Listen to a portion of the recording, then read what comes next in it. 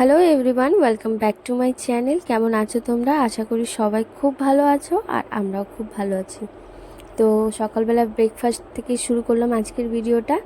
আর আজকের ভিডিওতে যারা নতুন আছো, মানে যারা প্রথম এই ভিডিওতে এসেছো বা আমার চ্যানেলে এসেছো, তো তাদের কাছে রিকোয়েস্ট, স্কিপ না করে পুরো ভিডিওটা দেখো। যদি ভালো লাগে তাহলে প্লিজ চ্যানেলটাকে সাবস্ক্রাইব করে আমার পাশে থেকেও একটু ভালোবাসা দিও।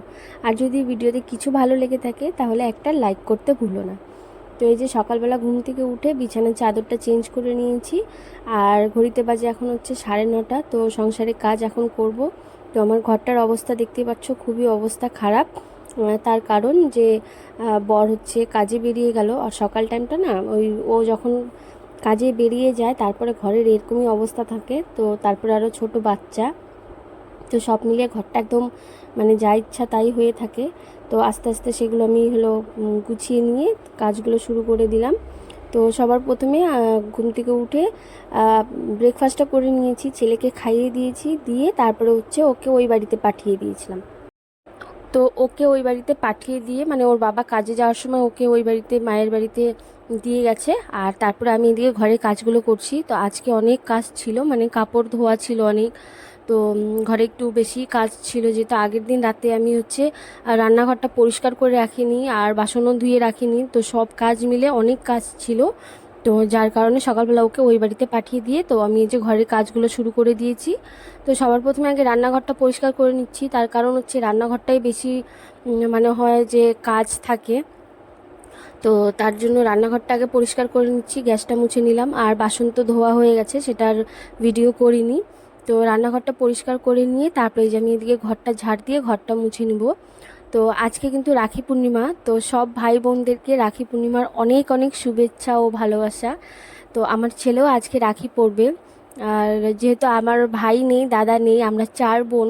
তো এই রাখি, তারপর ভাইফোঁটা, এগুলো না খুবই মিস করি। তো এখন আবার ভালো লাগে, এখন আর অতটা কষ্ট হয় না। তার কারণ হচ্ছে যে আমার ছেলে হলো রাখি পরে, তারপরে ভাইফোঁটা নেয়। তো ওদের খুশিতে না নিজের খুশিটা খুঁজে পাই আর কি, ভালো লাগে। তো ওর যে হলো আমার বড় ভাসুর আছে, মানে ওর জ্যাঠাতো দিদি, ও রাখি পরাবে। তারপরে হচ্ছে আমার দিদির মেয়েরা, ওরাও রাখি পরাবে। তো ওর এখন দিদির কমি নেই, এখন পুরো পরিবারে দিদি ভাই বোন এদের কমি নেই অনেক, মানে আমার দুই পরিবার মিলে। আমার শ্বশুরবাড়ির ফ্যামিলিও অনেক বড় আর বাবার বাড়ির ফ্যামিলিও অনেক বড়। তো তার জন্যই হচ্ছে ভাই বোনের কমই নেই। তো আজকে হচ্ছে রাখি ওরা পড়াবে, তো সেগুলোর ভিডিও তোমাদের সাথে শেয়ার করব। তোমরা কেউ ভিডিওটা স্কিপ করো না, দেখতে থাকো। তো আশা করি তোমাদের ভালো লাগবে। তো এই যে আমার ঘর ঝাড় দিয়ে ঘর মোছা হয়ে গেছে, আর হচ্ছে রান্নাঘরও পরিষ্কার। তো এই যে এখানে দেখতে পাচ্ছ কতগুলো মাছ। তো আমার কয়েকদিন থেকে কি হয়েছে, আমি একদমই ভাত খেতে পারছি না, কোনো কিছুই খেতে পারছি না। আর বড় মাছটা একদমই আমার ভালোই লাগছে না। তো আমার দেওর, মানে আমার বড় দেওর, ও কিন্তু খুব মাছ ধরে, মানে ও মাছ ধরতে খুব ভালোবাসে। আর মনে হয় যে ওর রাশিফলও খুব ভালো, যে ওর হাতে মাছ প্রচুর মানে উঠে আর কি। তো যাই হোক, ওকে বলেছিলাম যে কয়েকটা মাছ আমাকে ধরে এনে দিতে। তো আজকে সকালবেলা ও ঘুম থেকে উঠেই গেছিলো নদীতে। তো নদীর এই ফ্রেশ তাজা মাছ খেতে কে কে ভালোবাসো কমেন্ট করে জানিও। আমার তো খুবই ভালো লাগে। তো বড় মাছের দিকে না, বড় মাছটা খেতে খেতে একদম মানে ত্যক্ত এসে গেছে, আর ভালো লাগছে না। তো যাই হোক, মাছগুলো কাটবো। তো তার আগে তোমাদেরকে দেখিয়ে দিচ্ছি যে দেখো কত কাপড় ধোয়া হয়েছে আর রোদও খুব উঠেছে। তো ওই যে তোমরা দূরে দেখতে পাচ্ছ, ওখানে কিন্তু আমি জল নিতে যাব। তো এই কলটাতে জল পাওয়া খুবই মুশকিল, মানে এতটা ভিড় থাকে, জল কোনোভাবেই নেওয়া যায় না। মানে ঝগড়া লাগে, মারামারিও লেগে যায়, এরকম অবস্থা। তো এর জন্য আমি জলের বোতল ওই বাড়িতে নিয়ে যাই, নিয়ে গিয়ে ওখান থেকে জলটা টেনে নিয়ে আসি। তো দেখি যদি খালি হয় তাহলে জল ভরবো, নাহলে ওই বাড়িতে গিয়েই ভরবো।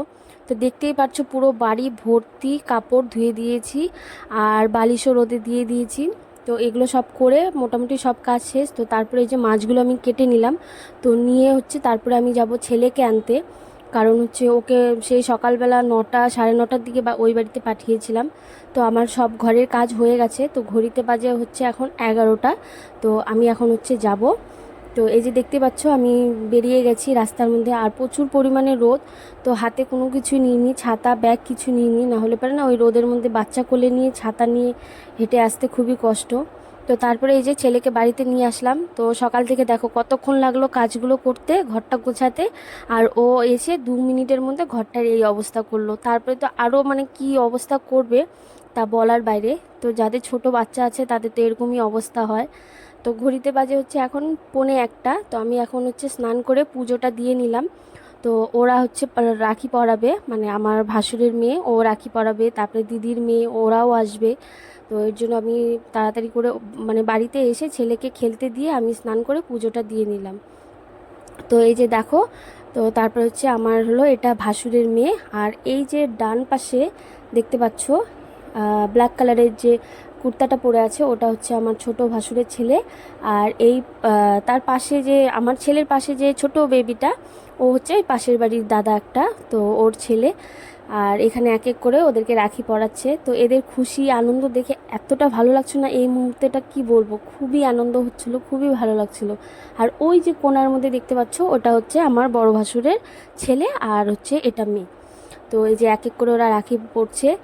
আর ওদের বদমাশি মানে ছোট ছোট তো এখনও কিছু বোঝে না, যে রাখি পরাচ্ছে কি করছে কোনো কিছুই না, এত উৎপাত শুরু করে দিয়েছে, তোমরা দেখলেই বুঝতে পারবে।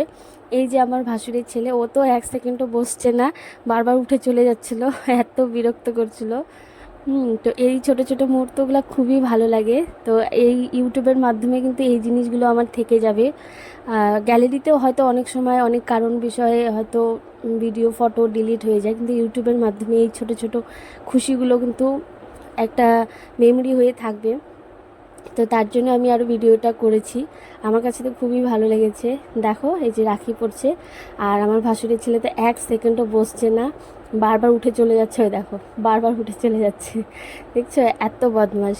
ছেলে বাচ্চারা মনে হয় বেশি বদমাশ হয়। তো এই যে এখানে এক এক করে আমি বললাম যে আগে এদের মানে পুচকু 3টেকে আগে পরিয়ে দে, তারপর বড়দেরকে পড়াস। আর মাঝখানে যে বড় বড় 2-3 জন মানে বাচ্চাগুলো ছিল, তো ওরা হচ্ছে ওই পাশের বাড়ির। তো তারপরে এদিকে তো এদের রাখি পরানো মানে আমার ভাসুরের মেয়ের রাখি পরানো হয়ে গেছে। তো তারপরে আমি ছেলেকে খাওয়াচ্ছিলাম, ওর খাওয়া হয়ে গেছিলো। তো তারপরে ভাগ্নিরা এসেছিলো, ভাগনা ওরা এসেছিলো। তো ওরা এখন রাখি পরাবে।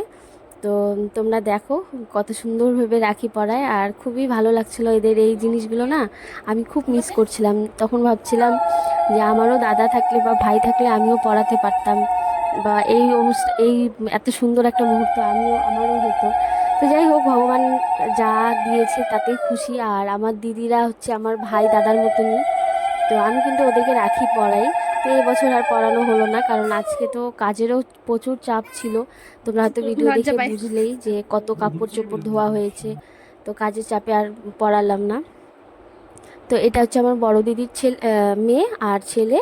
তো ও এসেছিলো পড়াতে। আর ওর যে মানে আমার বড় দিদির যে বড় মেয়েটা, ও আসেনি। ওর বাড়িতে মানে ওর যা ছিল, ও হয়তো গেছে বাড়িতে, বাবার বাড়িতে। তো বাড়ি খালি ছিল, এর জন্য আসতে পারেনি। আর আমার ছোট মেজো দিদিরও মেয়ে এসেছিলো, আর ওর ছেলেও এসেছিলো। তো ওর ছেলে চলে গেছে, ওরা যেহেতু রাখি পরবে না এই বছর, কারণ ওর ঠাকুরদা মারা গেছে। তো তো যার জন্য ওরা রাখি পরাবেও না আর পরবেও না। 1 বছর তো জানোই যে কেউ মারা গেলে কিছু করতে হয় না, তো তার জন্য। তো এই যে দেখো ওরা রাখি পরাচ্ছে। তো কেমন লাগলো ভিডিওটা অবশ্যই কিন্তু তোমরা কমেন্ট করো। আর যারা নতুন আছো তারা যদি ভালো লাগে আমার ভিডিও, আর কোনো কিছু যদি ভালো লাগে ভিডিওতে, তো তাহলে প্লিজ চ্যানেলটাকে সাবস্ক্রাইব করে নিও।